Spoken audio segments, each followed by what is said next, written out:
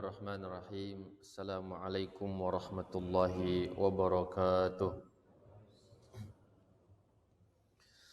Innal hamdalillah nahmaduhu wa nasta'inuhu wa nastaghfiruh wa na'udzu billahi min shururi anfusina wa sayyiati a'malina.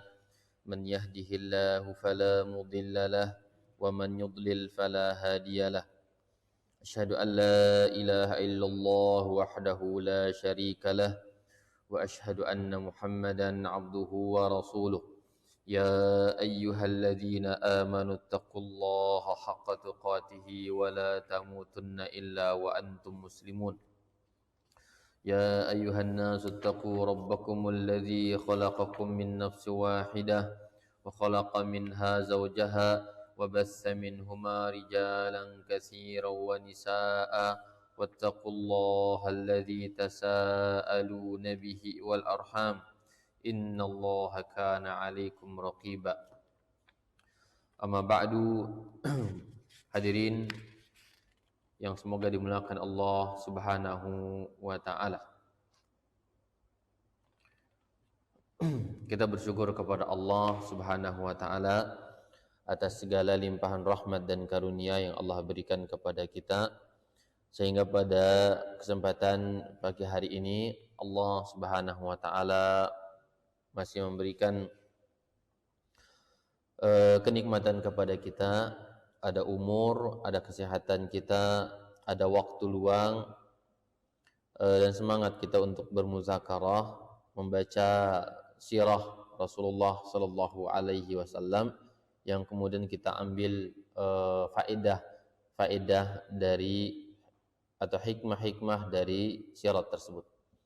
Salawat serta salam semoga selalu tercurahkan kepada junjungan kita Nabi besar Muhammadin sallallahu alaihi wasallam, kepada keluarga beliau, para sahabatnya, serta orang-orang yang senantiasa mempelajari dan mengamalkan ajaran Islam sampai akhir zaman.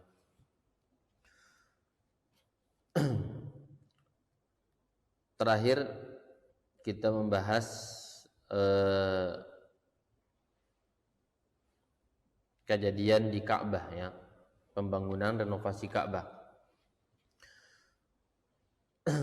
Kita masuk ke pasal 3 dari kitab kita, halaman 35, pasal 3, pengangkatan Muhammad sallallahu alaihi wasallam menjadi seorang rasul.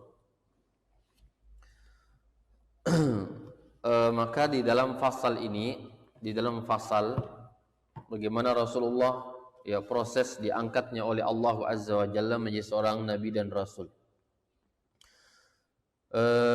Menyambung cerita dari kisah dari Ka'bah, ya, setelah Ka'bah direnovasi, disepakati bahwa Rasulullah sallallahu alaihi wasallam yang meletakkan Hajar Aswad, ya, mereka sepakati. Kita sebutkan pada pertemuan yang lalu bahwa itu semuanya ada sebuah muqaddimah, ya, sebagai sebuah pengantar yang sebagai persiapan Allah Subhanahu wa taala untuk menyiapkan risalah kenabian, kerasulan, kenabian dan kerasulan.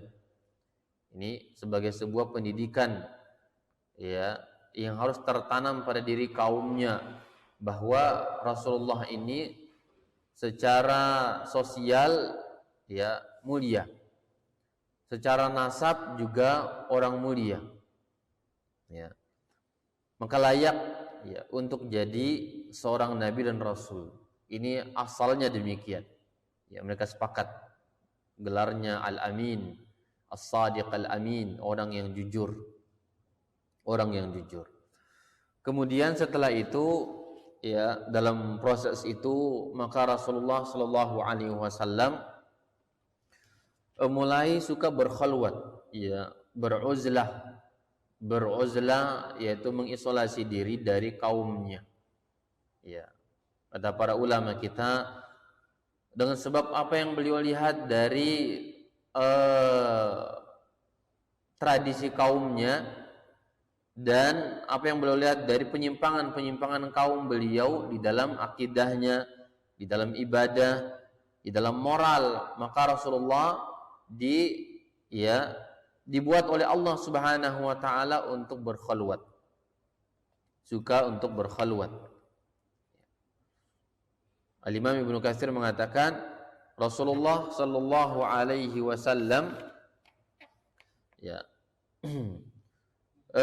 ketika Allah Subhanahu wa taala berkehendak untuk menurunkan rahmat kepada para hambanya serta memberikan kemuliaan dengan mengutusnya kepada semesta alam, maka dia pun menumbuhkan kecintaan pada diri hamba tersebut untuk berkhalwat menyendiri.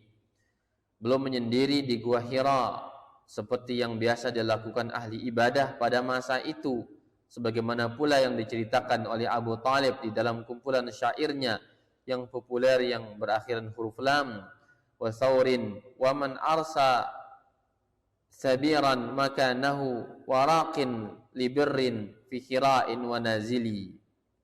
Demi pemilik gunung Saur, ada sebagian orang yang teguh menjadikan gunung Sabir sebagai tempatnya.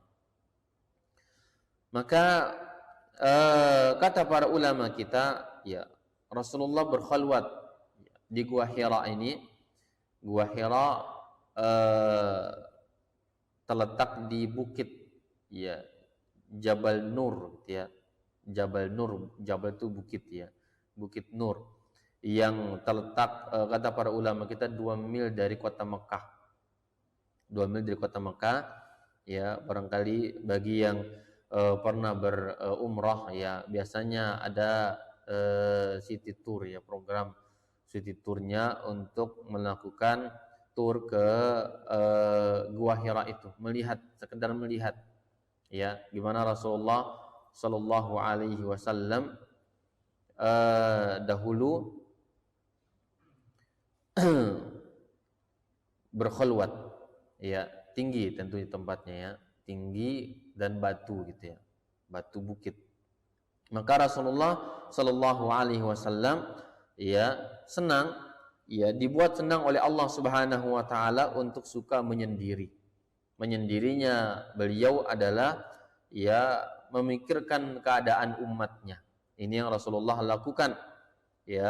Para ulama menegaskan demikian, melihat sosial yang rusak, akidah, ibadah, menyembah patung dan semisal itu, ini tidak sejalan dengan fitrahnya Rasulullah sallallahu alaihi wasallam. Hal itu beliau lakukan selama disebutkan, ada yang mengatakan bahwa 1 tahun, 2 tahun sebelum kenabian, ada yang mengatakan bahwa berbulan-bulan lamanya Rasulullah senang untuk melakukan khalwat tersebut. Berdiri di Jabal Nur melihat keadaan alam semesta. Maka dengan kondisi demikian Rasulullah sallallahu alaihi wasallam disebutkan di dalam kitab lainnya bahwa Rasulullah dengan perbekalan beliau ke Gua Hira ini ada roti, ada air minum yang beliau bawa siang dan malam untuk datang ke Gua Hira tersebut. Allah membuat beliau senang melakukan hal semacam itu, untuk bertafakur, mentadaburi akan masa depan kaumnya, keadaan kaumnya, masa depan kaum tersebut. Maka beliau sangat peduli akan hal itu. Beliau melakukan tadabbur, mengkaji kenapa demikian dan bagaimana masa depan kaum ini. Ini yang dilakukan oleh Rasulullah sallallahu alaihi wasallam. Di mana tidak ada tauhid, tidak ada ketaatan kepada Allah, yang ada adalah peperangan, tumpah darah, sembah patung, perzinaan, minum khamar dan semisal itu. Maka Rasulullah sallallahu alaihi wasallam memikirkan hal lain, bagaimana solusi kepada umat ini, yang menjadi pelajaran bagi kita semua, apalagi di zaman semacam ini.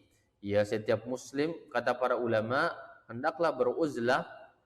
Al-Imam Ghazali di dalam kitabnya Ihya Ulumuddin sebagaimana juga Al-Imam Ibnu Qudamah ya yang meringkas Ihya Ulumuddin itu, kata beliau afdal di zaman kita itu mereka di zaman itu ya, abad-abad ke-4 atau ke-5 atau ke-6 Hijriah, mengatakan yang afdal bagi seseorang itu melakukan uzlah, mengisolasi diri dari keramaian manusia.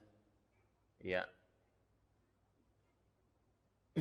Rusaknya tatanan sosial masyarakat, ya, di mana dominan yang ada di masyarakat kita adalah dunia, persaingan dan persaingan, maka yang pantas bagi seseorang itu adalah beruzlah, sebagaimana Rasulullah Shallallahu Alaihi Wasallam melakukan hal itu. Namun, ya itu sesuatu yang berat ya, dan khilaf para ulama kita dalam hal itu. Apakah afdalnya seorang melakukan uzlah ya atau bergaul dengan masyarakat biasa? Itu khilaf di kalangan para ulama kita. Sebagian ulama kita Ahlus Sunnah wal Jamaah mengatakan afdalnya tadi beruzlah, menjauh dari masyarakat. Sebagian lagi mengatakan bahwa afdalnya dia bergaul dan bersabar ya, atas segala kekurangan, kesalahan ya masyarakat yang ada. Maka itu menjadi sesuatu yang khilaf di kalangan para ulama kita.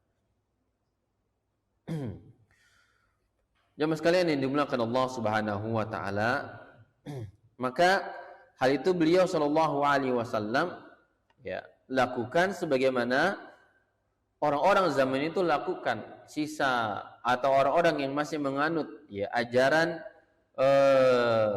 Nabi Isa, Nabi Musa, sebagaimana Waraqah bin Naufal melakukan hal itu, bertahannus ya, yaitu beruzlah, beribadah kepada Allah Subhanahu wa taala dengan sendiri-sendiri. Ya. Ajaran Nabi Isa tidak ada lagi, ya, hampir tidak ada yang mengamalkan di kalangan itu. Ya, karena apalagi di bangsa Arab Quraisy ya, Nabi Isa diutus bukan untuk bangsa dunia si isinya atau termasuk bangsa Arab. Nabi Isa diutus kepada Bani Israel. Ya. Maka ada sebagian kaumnya yang masih berpegang teguh kepada ajarannya, sebagaimana Waraqah bin Naufal ini. Maka mereka melakukan hal yang sama, yaitu bertahannus, beruzlah ke gua menyendiri ya untuk beribadah, berzikir, salat, karena alam sudah rusak. Jadi kala itu ya sosial sudah rusak, ibadah sudah dicampur aduk oleh masyarakat. Ya, menyembah patung, ya, menyembah nabi, menyembah bintang, menyembah malaikat, menyembah batu, menyembah pohon, menyembah sumur-sumur, ya, dan semisal itu menjadi hal biasa di kalangan bangsa Arab di kala itu. Maka Nabi memikirkan masa depan mereka. Bagaimana ya akan hal ini, karena bertentangan dengan fitrah. Ya, bertentangan dengan fitrah Rasulullah sallallahu alaihi wasallam. Kemudian disebutkan bahwa hal itu ya berlaku bagi Rasulullah sallallahu alaihi wasallam, beliau lakukan sebelum 40 tahun umur beliau, menjelang 40 tahun sebelum kenabian, sebelum Allah Subhanahu wa taala turunkan wahyu pertama kali kepada Rasulullah sallallahu alaihi wasallam itu. Sampai ya pada suatu ketika disebutkan bahwa hari-hari itu beliau beruzlah, selalu datang mimpi. Ya, mimpi bahwa beliau di dalam kondisi pagi, ya subuh, ya, ada cahaya dan semisalnya. Ya, sampai-sampai disebutkan dalam perjalanan Rasulullah dari rumahnya menuju Gua Hira, ya, batu memanggil, ya Rasulullah, wahai Rasulullah. Disebutkan di dalam Tarikh Ibn Hisham, ya. Ini menandakan tanda-tanda kenabian kepada beliau sallallahu alaihi wasallam. Bahkan ada yang menyebutkan bahwa tanda-tanda kenabian, mimpi kenabian itu beliau terima dari lahir beliau sallallahu alaihi wasallam dalam mimpi. Datang orang, melihat cahaya dan semisal itu biasa Rasulullah sallallahu alaihi wasallam terima dalam mimpi beliau. Maka dengan keadaan itulah yang mendorong Rasulullah untuk berkhulwat, untuk beruzlah, mencari tafsir dari apa yang beliau terima dalam mimpi. Ya. Maka melihat keadaan itu, sampailah puncak umur beliau 40 tahun. Ya, 40 tahun Allah pilih beliau menjadi seorang nabi, ya, dalam kematangan, kedewasaan beliau, kemapaman pikiran beliau, kematangannya, ya, dewasa, ya. Maka Allah Subhanahu wa taala pilih waktu tersebut untuk mengangkat menjadi seorang nabi. 40 tahun. Ya. Ini hikmah kata para ulama kita. Ya. Diangkatnya beliau pada umur itu, ya, yaitu pada umur matangnya pikiran seseorang 40 tahun. Artinya di bawah itu masih labil keadaan manusia. Masih dominan emosi, dominan syahwat dunia, dominan lebih cenderung untuk suka, ya, melakukan kerusakan, hidup yang poya-poya, ya, dan tidak terarah, ya. Walaupun banyak juga di kalangan manusia atau bahkan kaum muslimin mungkin gitu ya, 40 tahun bahkan lebih dari itu belum dewasa cara berpikirnya. Diajak belajar kurang tertarik. Diajak ibadah, ya, pada umur itu belum juga, ya, semangat, ya. Diajak berpikir yang logis untuk belajar tidak juga. Nah, banyak juga demikian. Namun pada umumnya orang yang sudah sampai pada umur 40 tahun matang. Ya, matang secara pikiran, cara berpikir, ya, emosional, ya, termasuk bahkan, ya, ekonomi dan semisal itu. Maka saat itulah Allah Subhanahu wa taala menurunkan wahyu kepada Rasulullah sallallahu alaihi wasallam. Ya. Dan disebutkan bahwa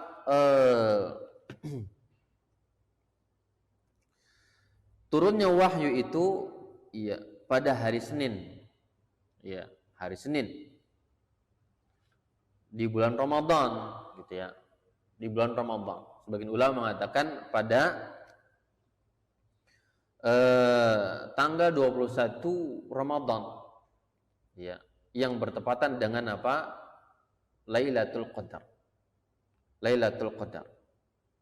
Ya, jadi awal turunnya wahyu pada bulan Ramadan, yaitu pada malam Lailatul Qadar. Sebagian ulama mengatakan pada tanggal 21-nya. Pada tanggal 21. Ya.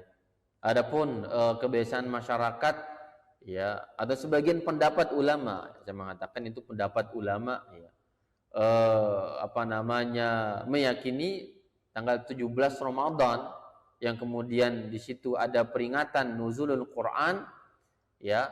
Kata para ulama kita, yang tepat, ya, pendapat yang tepat bukan 17 Ramadan, tapi pada tanggal 21 Ramadan. Karena jelas Allah mengatakan inna anzalnahu fi lailatul qadar. Kami turunkan Al-Quran pertama kali pada malam Lailatul Qadar. Allah sebutkan di dalam ayat yang lainnya, ya, fi lailatin mubarakatin, kata Allah. Malam yang diberkahi, Lailatul Qadar itu. Ya, pada malam Lailatul Qadar.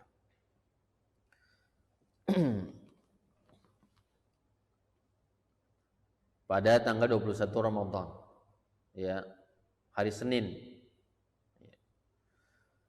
yang mana Allah Subhanahu wa taala menurunkan, ya, pada malam kemuliaan itu Lailatul Qadar, wahyu pertama kali turun. Ya, wahyu yang pertama kali turun yaitu surah Al-Alaq 1 sampai 5 itu. Ayat 1 sampai 5. Ya, disebutkan oleh Imam Ibnu Katsir rahimahullahu taala, kata beliau, lalu malaikat Jibril itu mendatanginya secara tiba-tiba, yaitu saat Rasulullah sedang berada di Gua Hira pada bulan Ramadan. Ketika itu beliau berumur 40 tahun. Ya. Malaikat Jibril menghampiri beliau dan berseru, bacalah, Iqra. Ya. Jadi pada waktu itu, ya, Jibril datang kepada Rasulullah SAW dengan rupa manusia, dan menyuruh beliau untuk membaca, mengatakan Iqra, bacalah. Maka beliau mengatakan, ma ana biqari, wahai Jibril, ya, saya tidak bisa membaca. Maka itu mendekap dan sehingga membuatnya, ya, sesak, baru kemudian melepaskannya. Ya, maka itu memerintahkan kembali, bacalah. Ya, beliau tetap menjawab, saya tidak bisa membaca. Demikian kejadian itu berulang sampai 3 kali. Akhirnya, ya, mereka itu berkata, Iqra bismi rabbikal ladzi khalaq. Ya. Karena memang Rasulullah dan kaumnya adalah, ya, dikenal dengan istilah ummi. Apa itu ummi? Ya, kaum, ya, yang tidak bisa membaca dan tidak juga menulis. Ini bangsa Arab di kala itu, ya. Di kala itu. Dan Rasulullah SAW termasuk orang yang tidak bisa baca tulis. Disebutkan para ulama kita bahwa beliau dalam kondisi ummi ini sampai meninggal dunia, tidak bisa baca dan tidak bisa menulis. Ya, beliau mengatakan, ma'ana biqari, wahai Jibril kami, saya bukan orang yang bisa membaca. Ya. Ma'ana biqari. Hikmahnya, kata para ulama, Allah jadikan bangsa beliau dan termasuk Rasulullah SAW tidak bisa baca tulis, ya, untuk menjaga wahyu, agar tidak ada tuduhan kepada Nabi Muhammad SAW sebagaimana orang-orang menuduh beliau, ya, bahwa beliaulah yang mencetak Al-Quran sendiri, yang mengarang-ngarang isi Al-Quran. Ya, itu hikmah yang luar biasa. Rasulullah tidak bisa baca tulis. Jadi kalau dikatakan bahwa Muhammad SAW yang mencatat Al-Quran dengan sendirinya untuk kepentingan kerajaannya atau untuk mencari harta dunia dengan cara itu misalkan, maka tertolaklah. Kenapa? Nabi Muhammad bukan orang yang baca tulis. Baca tidak juga. Membaca barangkali dari kitab-kitab sebelumnya beliau tidak bisa membaca. Ya. Baik Arab maupun yang lainnya. Maka bagaimana mereka berinteraksi orang-orang Arab? Itu dari lisan ke lisan. Dari lisan orang tua mereka, ibu mereka, ya, lingkungan mereka. Maka dari situlah mereka mewariskan komunikasi bahasa, komunikasi, ya, dengan tidak belajar, tidak baca, tidak tulis. Seperti kita, ya. Ya, artinya di sini orang tuanya harus pandai. Ya, orang tuanya yang mendidik, yang mewariskan ilmu kepada anak-anaknya sebagai orang tua tanpa diajar tata cara ilmu tulisan dan membaca. Ya, orang tuanya harus menjadi guru. Ya, dari situlah anak-anaknya menjiplak akhlaknya, mengutip, mencontohi, ya, ibadahnya dan seterusnya. Ya, itu kondisi Rasulullah SAW. Maka sampai disebutkan di sini 3 kali, ya, Jibril menyuruh beliau untuk membaca. Maka setelah itu Nabi bisa membaca, ya, Iqra bismi rabbikal ladzi khalaq. Bacalah dengan nama Tuhanmu yang telah menciptakan. Ya. Ini ayat pertama turun kepada Rasulullah SAW. Kata para ulama kita, ayat pertama turun ini adalah kaitan dengan apa? Ayat pendidikan. Ayat pendidikan, yaitu baca. Karena membaca adalah, ya, sebagai alat, ya, sarana untuk orang bisa berilmu dengan membaca. Harus pandai membaca, harus sering membaca. Ya, Al-Quran, ya, tafsirnya, tadabburnya, buku-buku para ulama. Karena ilmu tidak datang kecuali dengan cara membaca, ta'allum, tafaqquh, belajar, ya, menjadi orang yang ahli di bidangnya. Menjadi orang yang bisa ibadah harus banyak baca. Ya. Apalagi di zaman kita banyak buku, banyak paham. Kalau orang yang sudah mengoleksi bukunya, sudah malas, misalkan nggak tertarik ya dengan mengoleksi buku, apalagi membaca buku tersebut, misalkan ya ke majelis ilmu baca buku juga kurang tertarik dan semisalnya, maka bagaimana ilmu bisa datang? Maka ilmu itu dengan apa? Dengan ta'allum, tafaqquh, dengan membaca. Qiraah, istiqra, kata para ulama kita. Ya. Dan agama Islam menunjukkan agama ilmu, agama yang menjunjung tinggi ilmu lewat cara kita membaca. Baca buku. Ya, bertanya tentang artinya, bertanya tentang maksudnya kepada para pengarangnya, kepada para ahlinya. Ya, sebagaimana para ulama kita berguru dengan banyak guru. Ya, baca buku A, baca buku B dan semisal itu. Ya, namun ketika orang sudah membaca saja, ya tidak tertarik, malas baca, ya maka akan bahaya masa depan dia. Cara dia beragama akan sulit. Ya, zaman kita, masya Allah, kita tahu sendiri bagaimana banyak pemikiran manusia. Ya, banyak kelompok, banyak sekte, banyak pemikiran. Ya, maka kalau orang yang kurang teliti, kurang membaca, ya maka dikhawatirkan akan terjatuh kepada pemikiran-pemikiran yang salah. Muncul liberal, muncul Syiah, ya, muncul tokoh-tokoh di publik yang anti kepada Islam, dan itu laris ya, banyak pengikutnya juga, banyak yang mengikuti. Ya, karena budaya baca sangat minim, budaya cinta baca sangat kurang. Para ulama kita adalah orang yang membaca. Rasulullah disuruh, Iqra, bacalah, bismi rabbikal ladzi khalaq, dengan nama Rabbmu yang telah menciptakan. Khalaqal insana min 'alaq, yang telah menciptakan manusia ya dari segumpal darah. Allazi 'allama bil qalam, Iqra wa rabbukal akram. Allazi 'allama bil qalam, 'allamal insana ma lam ya'lam. Bacalah. Dan Rabbmu lah yang paling pemurah, yang mengajarkan manusia dengan perantaraan pena. Allazi 'allama bil qalam, dengan pena.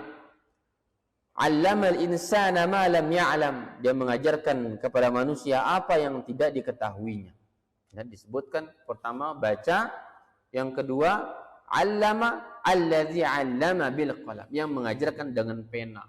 Di sini kata para ulama kita sebagai ayat pendidikan, ya, bahwa seseorang itu hendaklah dia membaca, kemudian merangkum, menulis dan seterusnya.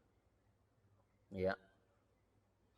Jadi mau umur berapa saja orang Islam itu harus dekat dengan ilmu, ya, membaca, ya, menulis. Ini yang sejatinya, yang seharusnya seseorang itu demikian. Ini pelajaran sirah yang kita bisa ambil di sini ya. Bahwa kita harus banyak belajar, ya, harus banyak belajar karena akhlak kita, ya, cara kita memahami Islam ini dengan pengalaman kita dari banyak membaca dan banyak belajar. Kemudian juga kita menulis, ya, menulis untuk anak-anak kita, ya, untuk kaum muslimin atau yang lainnya juga demikian. Maka ya, 5 ayat inilah ayat yang pertama kali turun di Gua Hira, ya,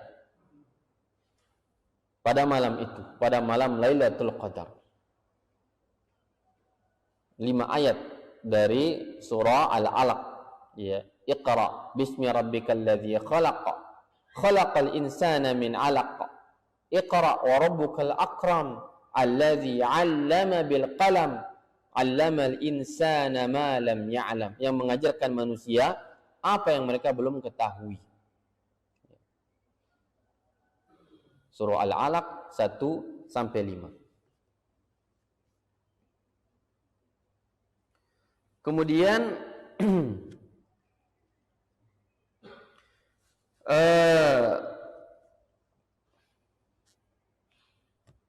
setelah itu, ya, Rasulullah Shallallahu Alaihi Wasallam ya, pulang ke rumah beliau dan menceritakan kepada istri beliau Khadijah radhiyallahu anha. Disebutkan di Imam Ibnu Katsir mengatakan peristiwa pertama yang dialami Nabi Shallallahu Alaihi Wasallam, kata beliau, Rasulullah Shallallahu Alaihi Wasallam pun pulang dalam keadaan menggigil sekujur tubuhnya. Beliau menceritakan peristiwa itu kepada Khadijah. Beliau berkata, saya takut ada yang tidak beres pada pikiran saya. Ya, Nabi beranggapan bahwa jangan-jangan ya ini ada yang salah. Ya, jangan-jangan saya ya dirasuki oleh jin, setan ya, yang mengajarkan itu. Takut Rasulullah Shallallahu Alaihi Wasallam menggigil. Yang tidak pernah ada demikian. Ya, manusia yang seperti itu tidak ada. Ya, yang mengajarkan Iqra tadi kemudian tiba-tiba datang. Ya, ini menakutkan. Ya, mungkin kalau terjadi pada diri kita, manusia di zaman kita, ya tiba-tiba ada ya orang asing dan mengajarkan semacam itu, takut kita. Rasulullah pun sama, manusiawi takut. Ya, pulang ke rumah beliau dalam kondisi menggigil sekujur tubuh beliau Shallallahu Alaihi Wasallam dan bercerita kepada Khadijah tentang apa yang beliau alami tersebut di Gua Hira. Ya. Maka Khadijah mengatakan, ya, meneguhkan beliau dan menenangkannya sambil berkata, tenang, demi Allah, Allah tidak akan menghinakanmu selama-lamanya, sebab engkau terus-menerus menyambung tali silaturahim, selalu berkata jujur, senantiasa menunaikan amanah dan suka menolong orang-orang yang sedang kesusahan. Ya, ini sifat Rasulullah Shallallahu Alaihi Wasallam. Khadijah yakin, ya, yang datang ini atau yang engkau alami wahai suami, ini bukan sesuatu yang tercela, bukan jin, bukan setan, bukan kerasukan, bukan pula yang lain. Ya, ini hal baik karena sifat engkau sebelum ini adalah orang baik. Jujur, ya, amanah, ya, selalu menyambung tali kekerabatan, membantu orang-orang yang susah. Ini sifat Rasulullah Shallallahu Alaihi Wasallam. Maka Khadijah dengan sepenuh hati dan yakin mengatakan ini adalah kebaikan. Tenang, Allah akan menolong kamu, ya, dengan kondisi kebaikan, modal baik yang ada pada dirimu. Ini menjadi sebuah pelajaran bagi kita bahwa biasakan menjadi orang yang ya menjadi orang yang jujur dalam berkata, tidak dusta, tidak membuat isu-isu negatif, ya. Biasa mengutip sesuatu dengan hak, dengan ya nyata, tidak menambah, tidak mengurang. Ya. Kemudian menyambung tali kekerabatan, ini sifat Rasulullah Shallallahu Alaihi Wasallam. Selalu silaturahmi, berkata jujur, membantu orang yang lemah. Maka Khadijah mengatakan ini kebaikan, karena Anda punya modal baik, ini pasti kebaikan. Ya, ini nilai. Ya, berbeda kalau orang itu jahat, ya, berkatanya tidak jujur, suka memfitnah, misalkan, ya. Kemudian juga barangkali tidak menyambung tali kekerabatannya. Di situ juga dia kurang peduli kepada orang-orang yang butuh, misalkan.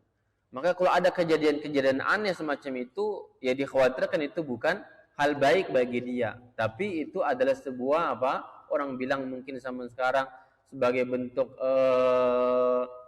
karma, kata mereka. Hukum karma, katanya, dia dibalas karena dia orang jahat, wajar dibalas dengan kejahatan. Tapi Rasulullah orang baik, ya, orang yang menyambung tali kekerabatan, membantu orang fakir, membantu orang yang lemah, berkata jujur, amanah dalam tugas dan tanggung jawabnya. Maka kalau ada kejadian semacam itu, ini beda, karomah, ya, ada kebaikan. Khadijah menilai demikian. Sebagaimana kita juga mengatakan demikian. Kalau ada orang yang suka ke masjid, ya, anak istrinya cinta ilmu, menutup aurat dengan baik, tiba-tiba ada kejadian kepada dia, kita katakan ini adalah pengangkat derajat orang beriman. Ya, pengangkat derajat orang beriman demikian. Ya, karena dia orang yang cinta masjid, cinta ibadah kepada Allah. Ya, berbeda dengan orang yang jarang ke masjid. Ya, mungkin juga jarang sholat atau maksiat dan misalnya. Kalau terjadi musibah kepada diri dia, maka orang-orang akan mengatakan apa? Ya, rasain katanya. Itu sebab dari kezaliman dia, sebab dari kemaksiatan dia, ya, dan semisal itu. Maka ini hukum alam, ya.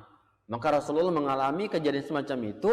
Beliau takut ini jangan-jangan ada yang tidak beres dengan akal pikiran saya, jangan-jangan ini jin yang datang, kerasukan dan semisal itu. Maka Khadijah menghibur. Dan pelajaran bahwa inilah sepantasnya seorang istri menghibur suaminya, mendukung suaminya dalam ketaatan kepada Allah Subhanahu wa taala. Ya.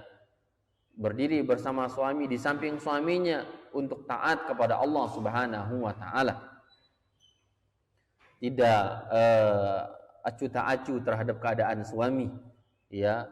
Suami-suami dia misalkan komunikasi kurang dan semisal itu tidak demikian. Maka Khadijah orang yang mendukung suaminya, Rasulullah sallallahu alaihi wasallam. Membantu orang-orang yang lemah. Dia menyebutkan beberapa perilaku baik yang lain untuk menunjukkan kepercayaannya terhadap beliau sallallahu alaihi wasallam, untuk memantapkan hati beliau dan untuk menolong beliau dalam menegakkan kebenaran. Khadijah adalah orang pertama yang membenarkan risalah beliau. Ya, kata-kata Imam Ibnu Katsir, semoga Allah meridainya dan memuliakan kedudukannya. Ini Khadijah. Ya. Jadi Khadijah memberikan dukungan kepada Rasulullah sallallahu alaihi wasallam dengan sepenuh hati. Ya, melihat keadaan itu Rasulullah takut ya didatangi oleh malaikat orang asing, tiba-tiba diajarkan sesuatu yang belum pernah terjadi, yang belum pernah beliau ketahui. Ya, yaitu ayat Al-Qur'an tadi, Iqra bismi rabbikal ladzi khalaq. Khalaqal insana min 'alaq. Iqra wa rabbukal akram allazi 'allama bil qalam 'allamal insana ma lam ya'lam. Ya, pelajaran juga kita ambil dari sini bahwa kaum muslimin hendaklah semangat belajar Al-Qur'an. Ya, enggak ada alasan bagi seorang muslim itu untuk mengatakan, "Maaf Pak Ustadz, saya sudah berumur, sudah enggak bisa hafal tajwid itu. Sudah enggak bisa lurus itu kita mengucapkan huruf, tebal ditipiskan, tipis ditebalkan, yang panjang dipendekkan, pendek dipanjangkan misalkan, dengan kesalahan yang ada, kemudian dia berdalil dengan umur dan semisalnya, tidak. Harus belajar. Rasulullah orang yang bukan baca tulis tapi diajarkan dan bisa. Ya. Dan ini diantara barangkali metode untuk belajar, yaitu dengan cara Rasulullah ini, metode ya Iqra, maka dibuatlah buku ya, buku belajar Al-Qur'an, judulnya apa? Apa judulnya? Iqra. Masya Allah. Diambil dari mungkin diambil dari kisah ini. Yaitu di mana seorang ditalkin di dalam belajarnya, ditalkin, simak dari gurunya, kemudian diikuti. Sebagaimana Rasulullah diajar oleh Jibril ini. Itu cara kita belajar. Ya. Sabar, menyimak guru, ikuti gurunya. Sebagaimana Rasul diajarkan oleh Jibril. Dan kita juga mentalkinkan anak-anak di rumah demikian. Dengar, ikut. Simak, ikut. Ini seharusnya juga cara belajar. Dan ini berlaku ya, terjadi dalam hampir semua ilmu Islam di zaman itu. Rasulullah kepada para sahabatnya mentalkinkan ayat-ayat Al-Quran. Ya, apakah ada ilmu tajwid di zaman itu? Ada ilmu tajwid di zaman Rasulullah? Ya, ilmu tajwid itu secara teori tidak ada. Ilmu-ilmu lain juga tidak ada. Ya, secara teori tidak ada yang namanya rukun sholat sekian, rukun ini sekian, wajib sholat sekian, tidak ada kata para ulama kita. Ya. Namun bagaimana mereka belajar Islam? Yaitu dengan cara ditalkinkan. Ya, Al-Quran diriwayatkan dengan cara ditalkinkan. Cara bacanya dan semisal itu dengan cara demikian. Maka ini menjadi cara kita belajar bagi kita. Ya.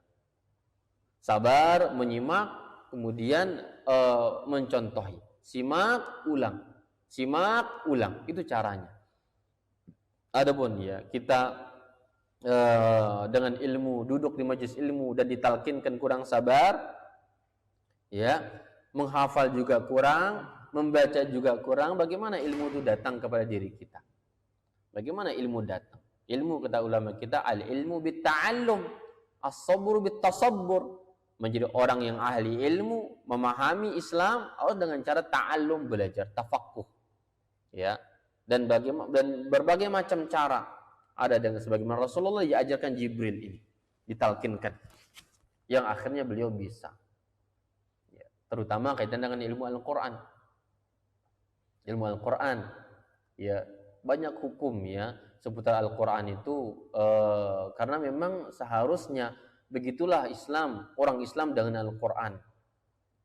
Para ulama kita membahas di dalam buku fikih, ya, sebagaimana hadis Aisyah, Rasulullah sallallahu alaihi wasallam itu beliau ya berzikir, bertilawah, ya, pada semua kondisi beliau kecuali ketika beliau buang hajat, ya, atau junub, kata Aisyah. Kondisi buang hajat atau junub, maka beliau tidak baca Quran. Selain itu, hari-hari beliau tetap baca Quran. Ya. Jadi ini yang seharusnya. Maka belajarlah Al-Quran. Ini ayat pertama kali turun nih, sebagai pelajaran besar bagi kita mempelajari sirah Nabi, ya untuk kita belajar. Ya, kita belajar sirah ini bukan untuk kita sekedar tahu sejarahnya, tapi apa pelajaran yang kita bisa petik. Karena sudah kita sampaikan di awal pertemuan kita bahwa ya sirah ini penuh dengan hikmah, penuh dengan pelajaran yang orang itu wajib mengambil pelajaran darinya. Bukan hanya dibaca kemudian diceritakan, tidak. Ambil pelajaran.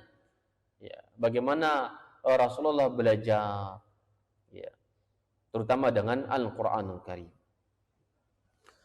Kemudian setelah 5 ayat ini, ya, sampai al-'allamal insana ma lam ya'lam, sesudah itu ya Rasulullah sallallahu alaihi wasallam tinggal di rumah beberapa masa.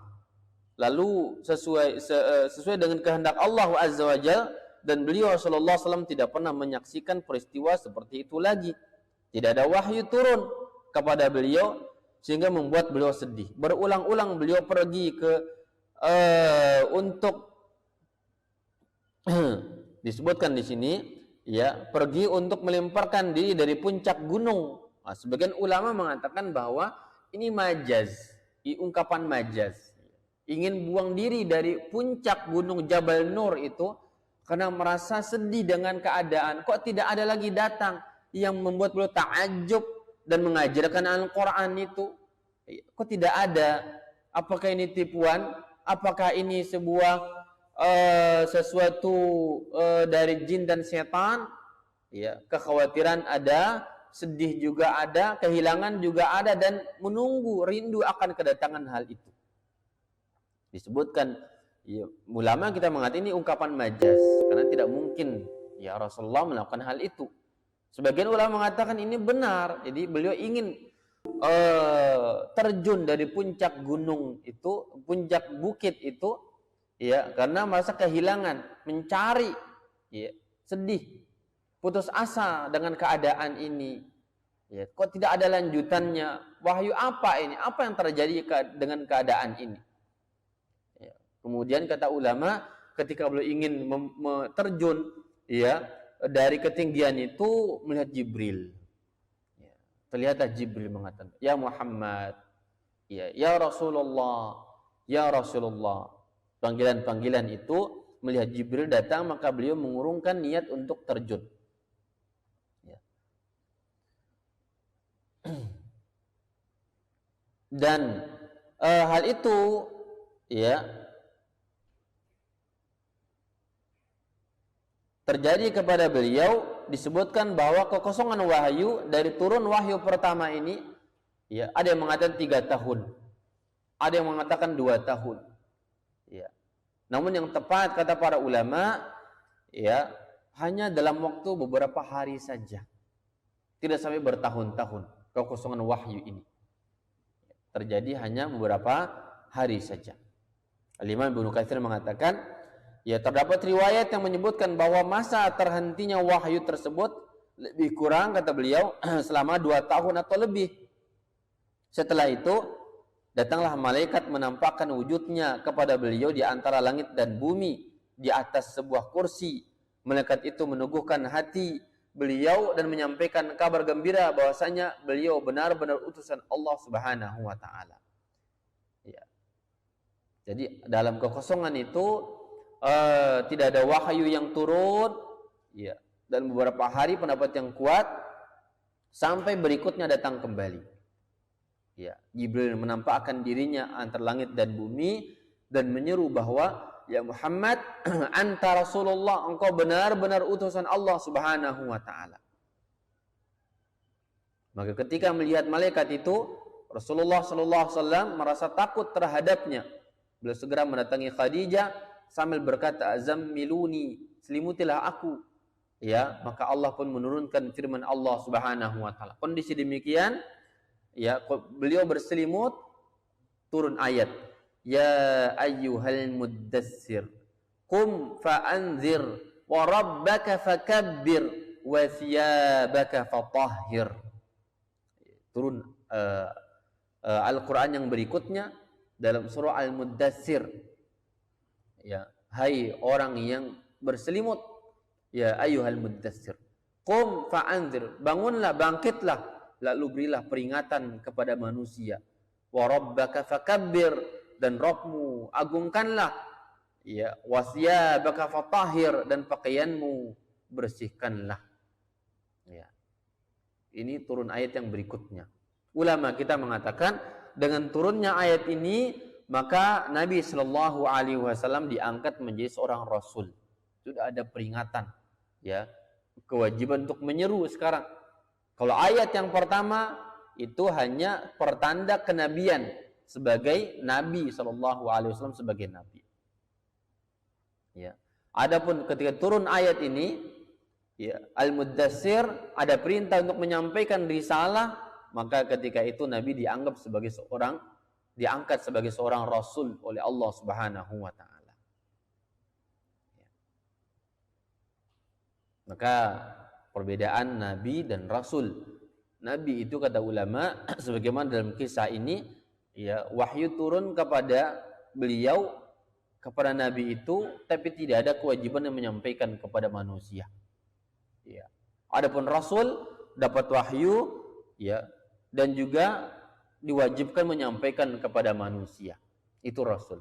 Maka ayat pertama itu hanya menandakan kenabian, dan pada Muddassir menandakan beliau sebagai seorang, ya, seorang Rasul. Sudah ada kewajiban menyampaikan. Itulah kerasulan.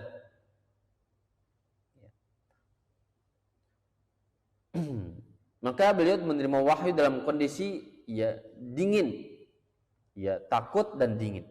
Inilah kata para ulama kita kondisi turunnya wahyu. Ya, ada yang Jibril datang menjelma seperti manusia, laki-laki, menjelma dan menyampaikan wahyu itu. Terkadang juga, ya, dalam kondisi bisikan datang kepada beliau sallallahu alaihi wasallam. Terkadang juga lewat mimpi. Rasulullah mimpi, disampaikan wahyu oleh Allah Azza wa Jalla, ya, dalam mimpi bisikan. Terkadang juga berupa suara yang beliau dengar langsung, suara, ya.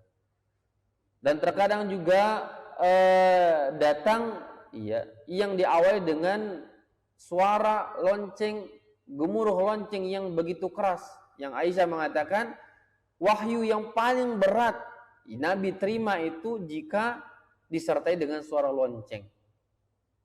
Ya.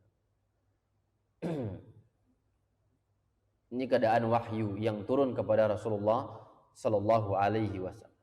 ya, bisikan, mimpi, jelmaan, ya suara, ya kemudian diawali dengan lonceng dan semisal itu, ya ini cara-cara ya turun wahyu kepada Rasulullah Sallallahu Alaihi Wasallam.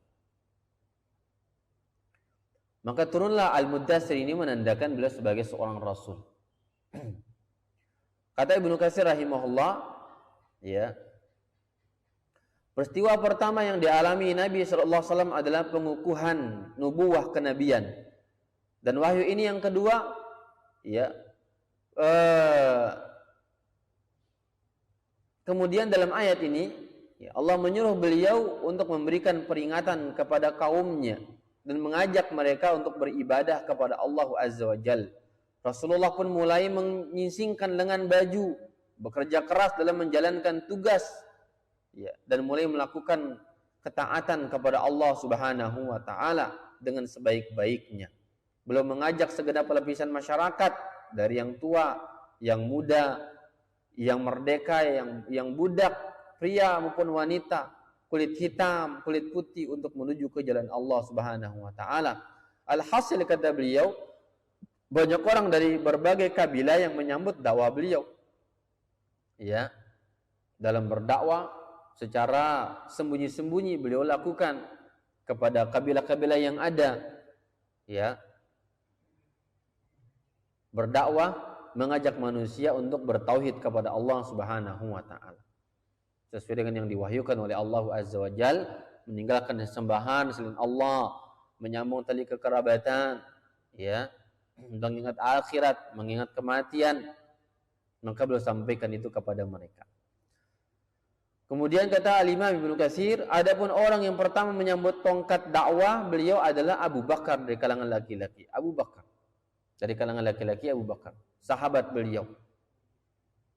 Ya. Kemudian dari kalangan perempuan, itu istrinya Khadijah radhiyallahu anha. Yang menerima wahyu pertama kali dari kalangan perempuan itu Khadijah. Dari kalangan laki-laki itu Abu Bakar.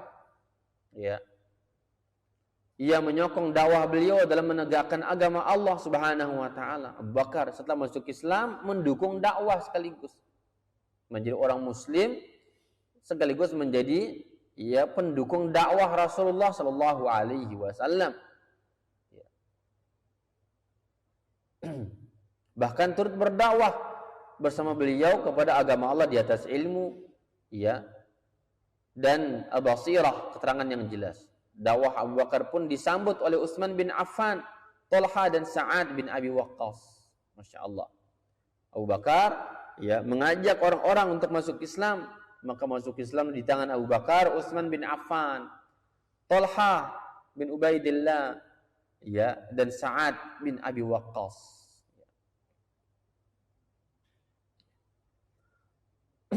Nah, ini orang-orang yang masuk Islam di kala itu.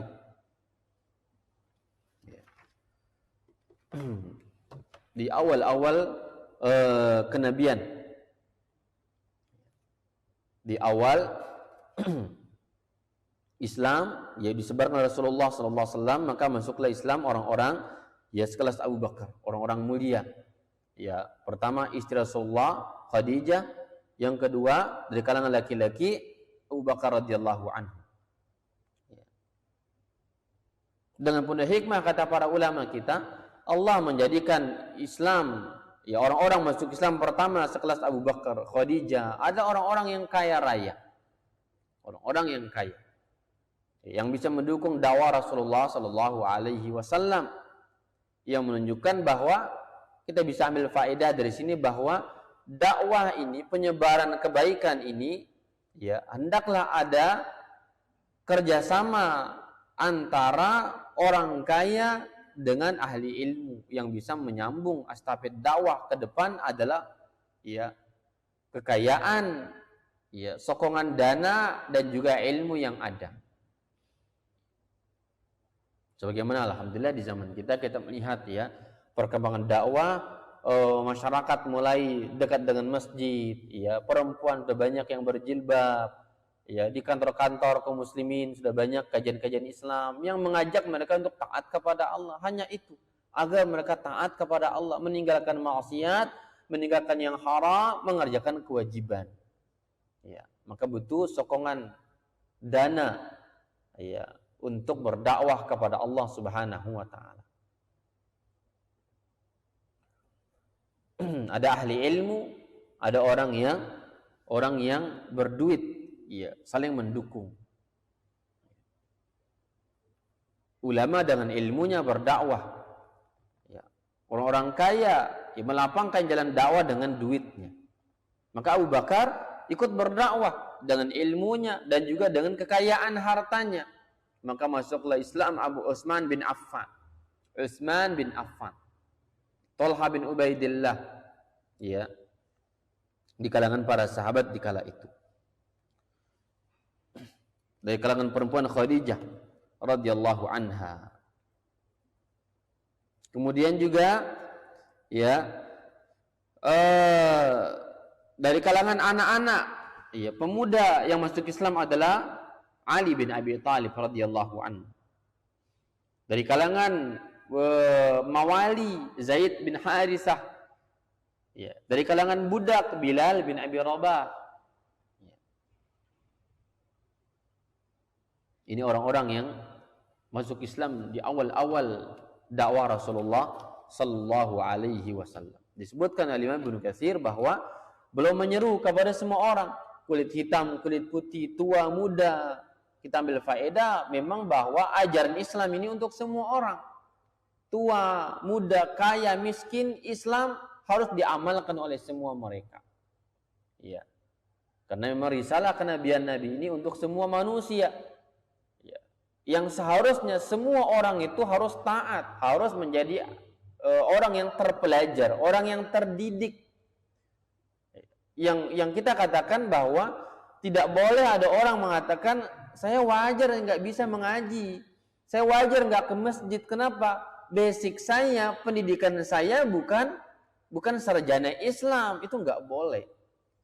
Karena Nabi ini mengajarkan semua manusia, orang kulit putih, kulit hitam, tua, muda, perempuan, laki, apapun jabatannya, Nabi serukan kepada ajaran Islam, ajar salat dan semisal itu.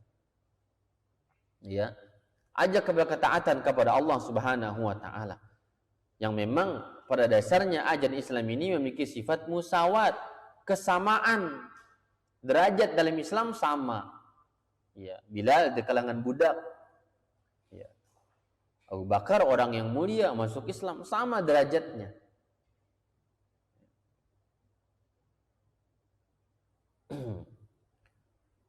Maka ya inilah perjalanan dakwah pertama yang Rasulullah emban kepada umat. Ya. Beliau ya, dengan penuh keyakinan menerima wahyu dan menyampaikan kepada manusia dan diterima oleh sebagian orang dari kalangan ya sahabat beliau, teman beliau, sepupu beliau ya dan istri beliau, semoga Allah meridai mereka. Disebutkan Al-Imam Ibnu Katsir mengatakan sementara itu Ali bin Abi Thalib sudah masuk Islam semenjak kecil saat masih berumur 8 tahun. Ada riwayat yang menyebutkan bahwa usianya pada saat itu lebih dari 8 tahun. Bahkan ada riwayat yang menyebutkan bahwa Ali masuk Islam sebelum Abu Bakar. Namun pendapat lain mengatakan tidak demikian. Ya, kata Imam Ibnu Katsir, bagaimanapun keadaannya keislaman Ali tidaklah sama dengan keislaman Abu Bakar As-Siddiq. Karena Ali berada dalam pengasuhan Rasulullah sallallahu alaihi wasallam.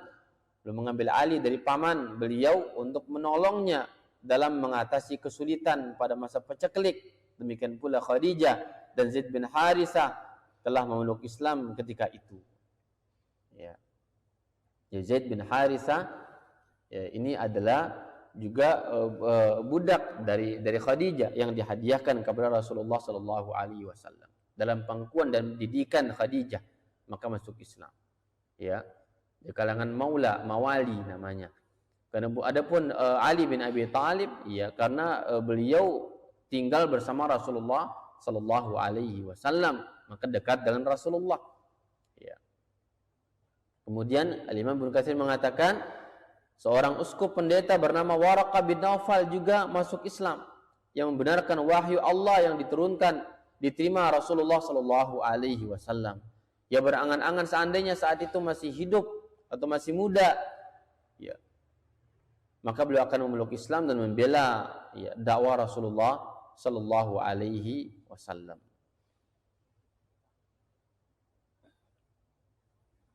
Yang diriwayatkan di dalam kitab As-Sahihaini, kata Imam Ibnu Katsir, bahwa pendeta Waraqah bin Nawfal ini berkata, ini adalah namus ketika Khadijah bertabayun kepada Waraqah yang menceritakan kejadian yang menimpa Rasulullah Shallallahu Alaihi Wasallam tentang wahyu yang beliau terima, kabar berita yang Nabi terima. Maka apa kata Waraqah bin Nawfal? Ini adalah namus yang pernah datang kepada Musa bin Imran. Ya, namus ya, Jibril. Hal ini terjadi saat Khadijah membawa Rasulullah sallallahu alaihi wasallam menemuinya. Lantas Rasulullah menceritakan apa yang dialaminya berkaitan dengan kehadiran malaikat Jibril alaihi salam. Maka Waraqah, beliau adalah seorang pendeta, uskup yang banyak membaca ya Taurat, Injil di kala itu, dan beliau membenarkan. Nah, ini pembenaran dari orang-orang kelas uskup gitu ya, pendeta yang membaca, yang mengkaji. Ya, makanya tidak jarang juga banyak pendeta yang masuk Islam dari kalangan pendeta. Kenapa?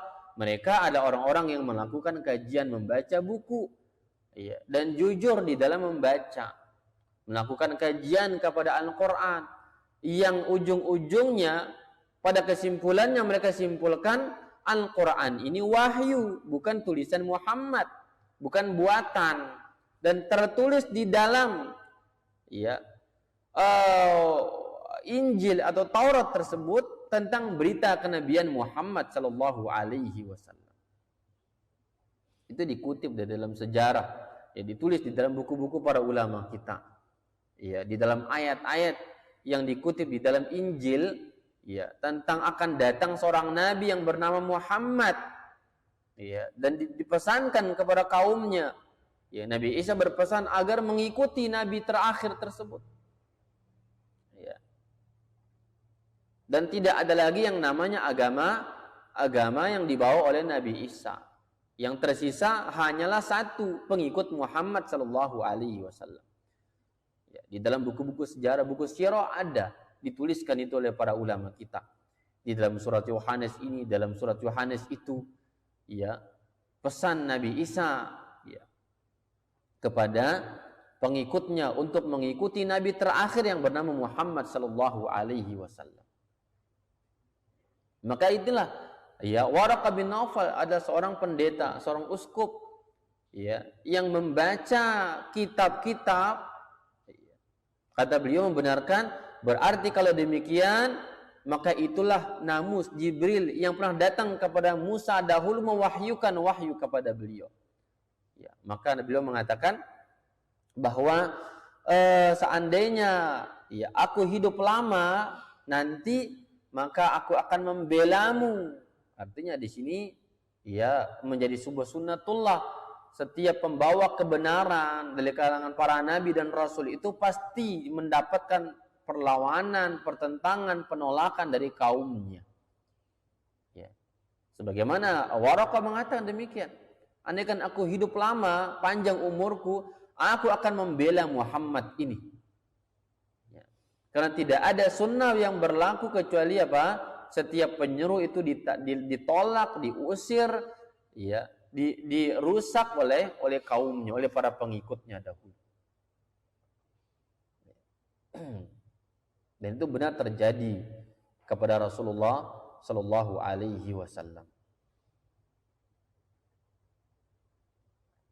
Maka Al-Imam Ibnu Katsir melanjutkan, maka masuklah ke dalam agama Islam orang-orang yang dilapangkan dadanya untuk menerima Islam dengan cahaya ilmu dan basirah. Sebaliknya orang-orang jahil, orang bodoh dari penduduk kota Mekah justru mengganggu dan menyiksa beliau.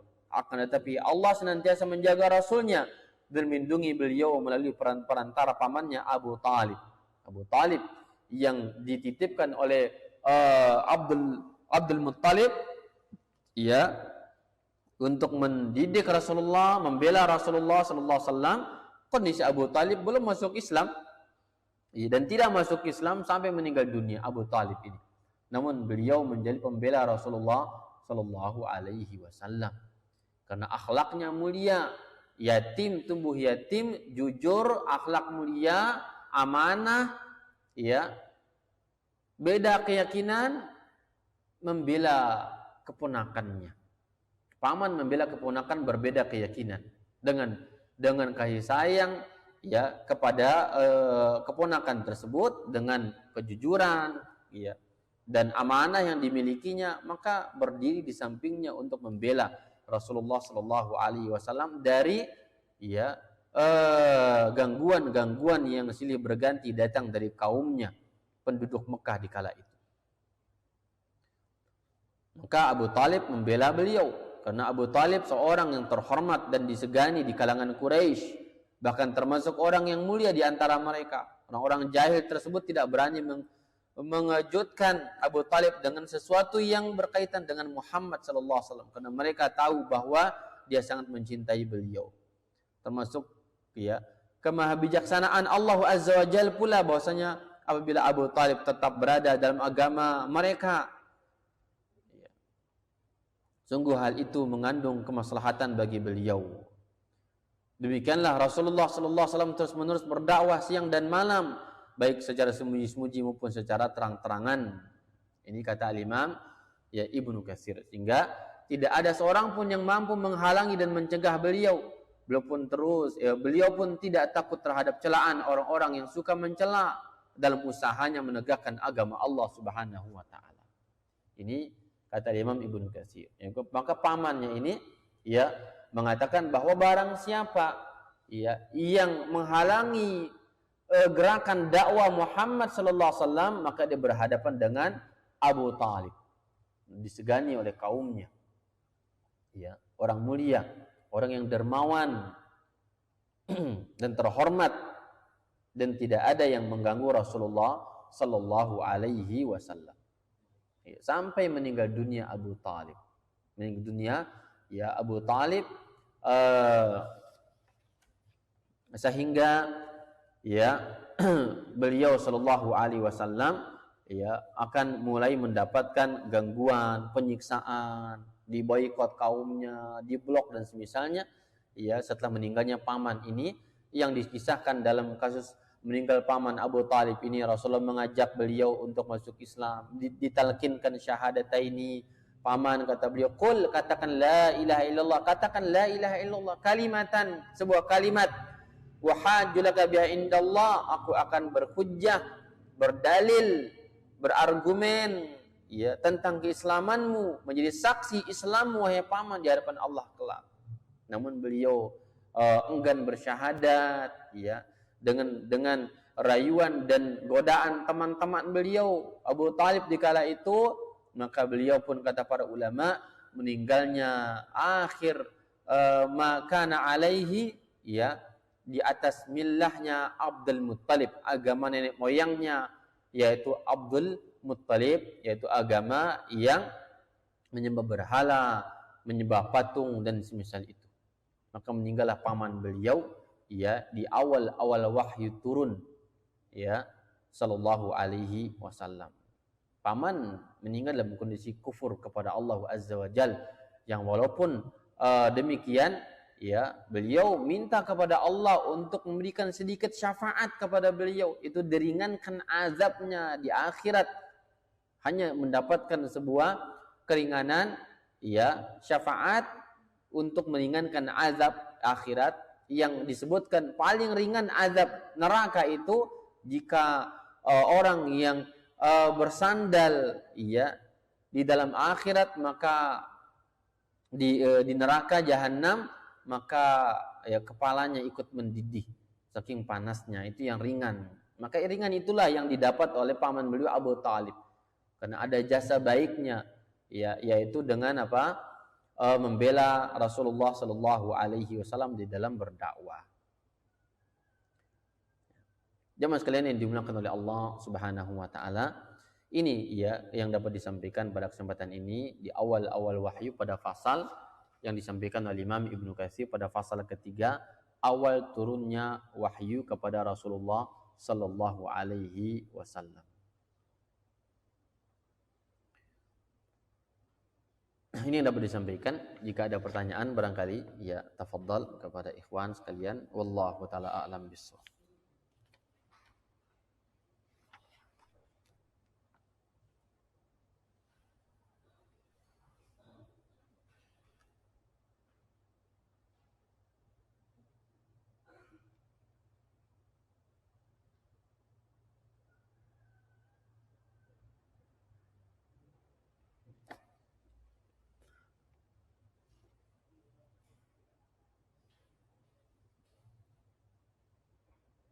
Taib. Tidak ada soal, kita tutup ya kajian kita pada pagi hari ini. Semoga bermanfaat kepada semuanya. Wallahu taala alam bisawab.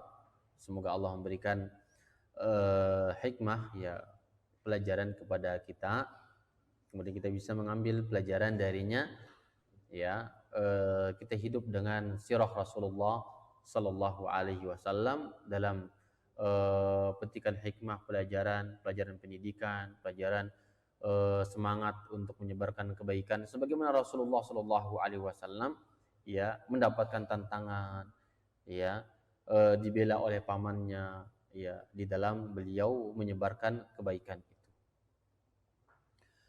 Ini barangkali semoga bermanfaat, kurang lebihnya mohon dimaafkan. Wallahu taala alam bisawab. Ya, kita tutup dan doa kafaratul majlis. Subhanaka bihamdik asyhadu an la ilaha illa anta astaghfiruka wa atubu ilaika. Wassallallahu ala nabiyina Muhammadin wa ala alihi wa sahbihi ajmain. Wassalamualaikum warahmatullahi wabarakatuh.